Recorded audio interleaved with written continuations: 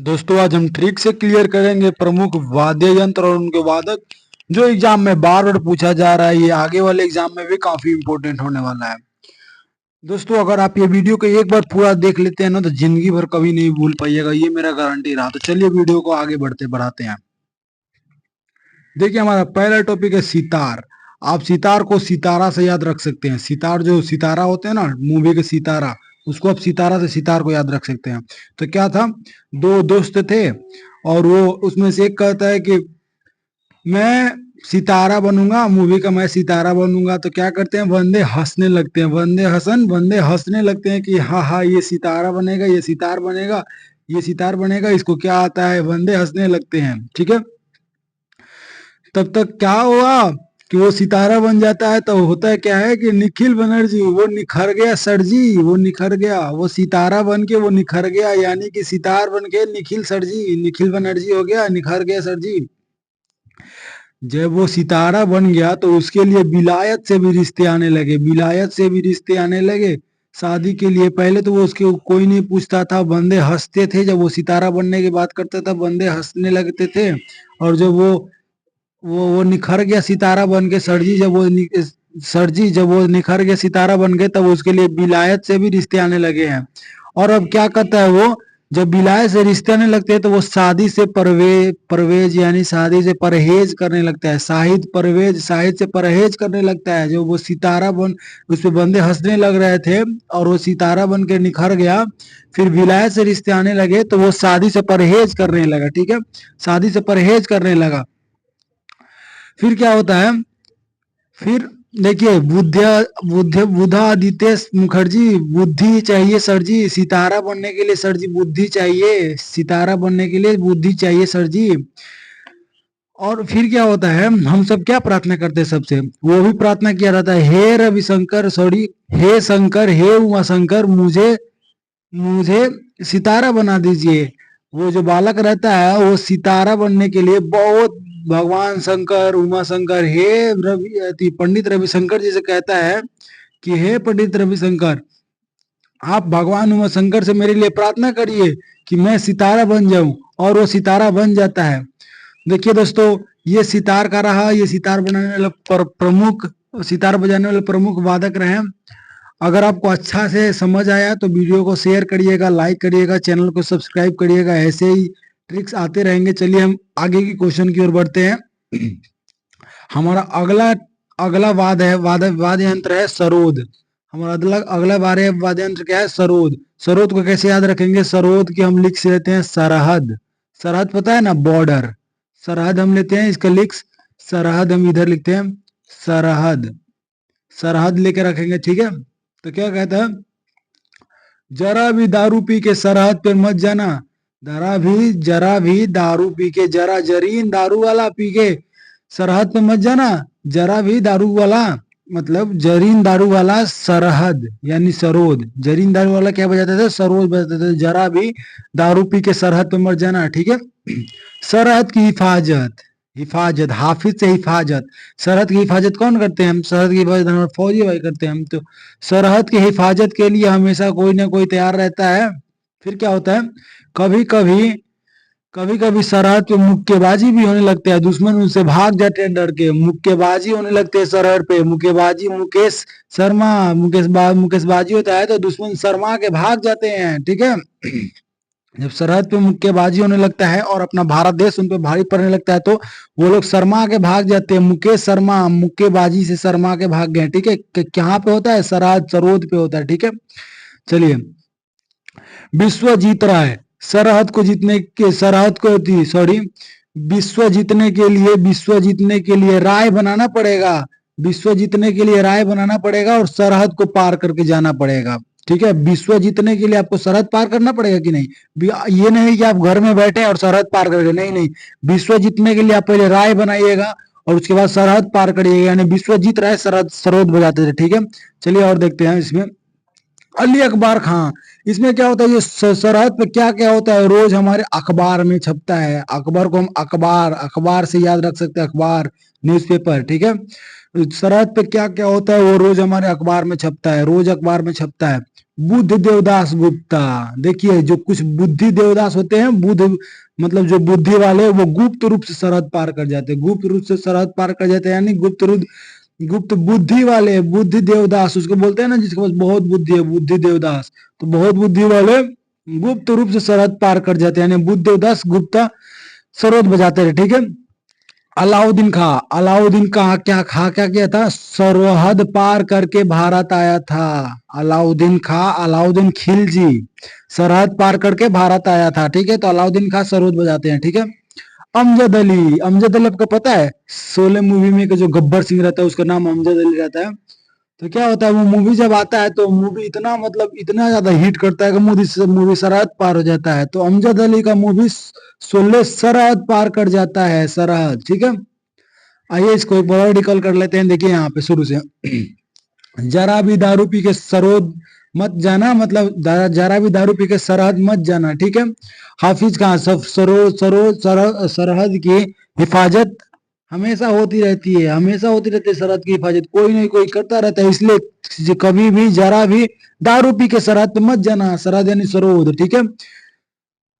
सरहद पे मुक्केबाजी हो रही थी तो दुश्मन शर्मा के भाग गए। सरहद पे मुक्केबाजी हो रही थी, सरहद पे मुकेश शर्मा, सरोद पे मुकेश शर्मा, सरहद पे मुक्केबाजी हो रही थी तो दुश्मन डर के बाद भाग गए।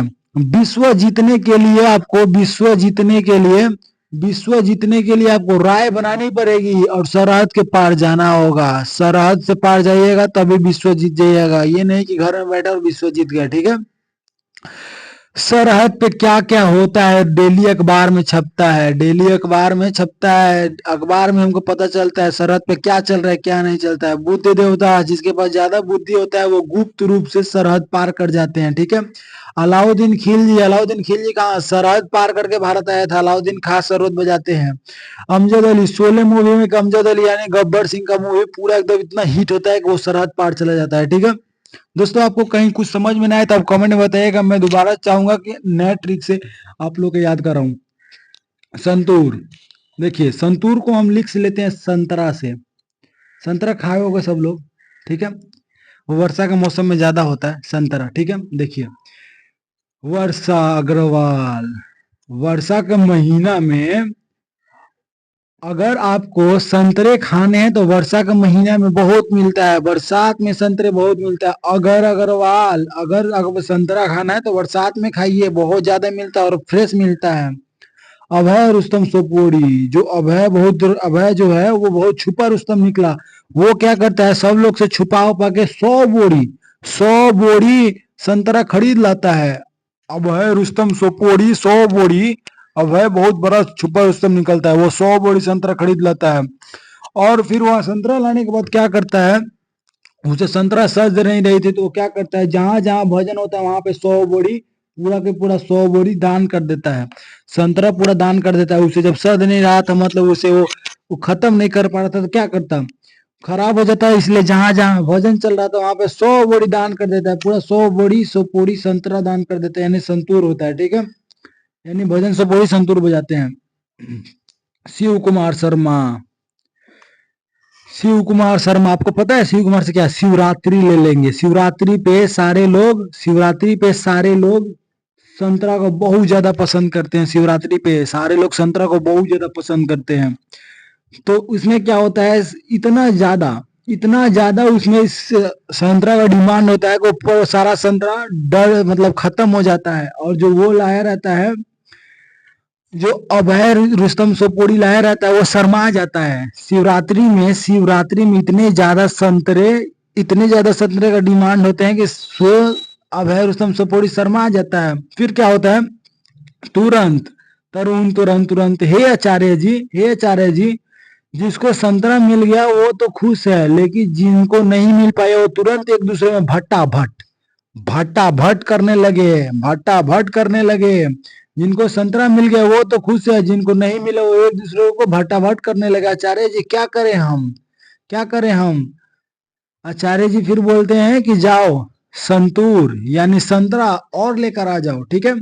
तो ये रहा संतूर के वादक का ट्रिक्स, ठीक है। चलिए आगे देखते हैं। शहनाई, देखिए शहनाई कितना मजा इंटरेस्टिंग से इंटरेस्टेड टॉपिक है, ठीक है। शहनाई को आप शहनाई से याद रखिए, ठीक है।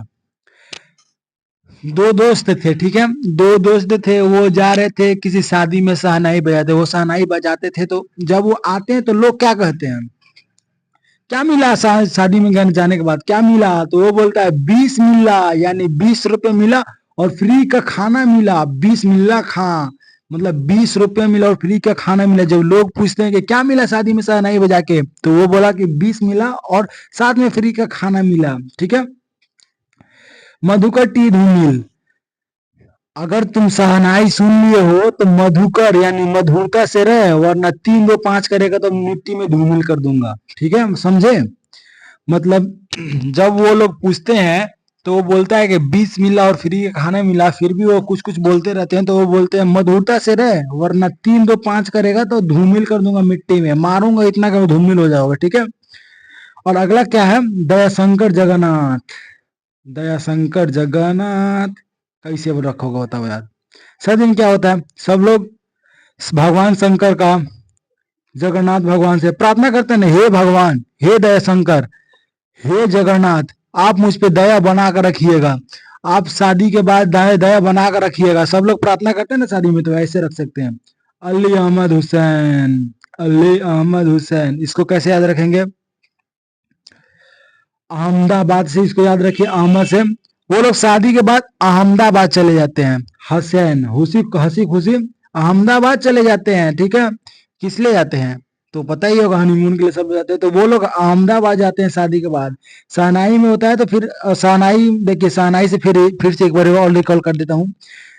जब दो दोस्त शादी में जाते हैं तो क्या होता है, उधर जब आते हैं तो लोग पूछते हैं क्या मिला तुमको, तो वो बोला 20 मिल्ला खान। 20 मिल्ला खान यानी सीधा मतलब हुआ वहां पे 20 रुपया मिला और फ्री का खाना मिला, ठीक है। और फिर वो कहता है कि मधुरता से रहे, वरना 3 2 5 करोगे तो मिट्टी में मार के धूमिल कर दूंगा, ठीक है।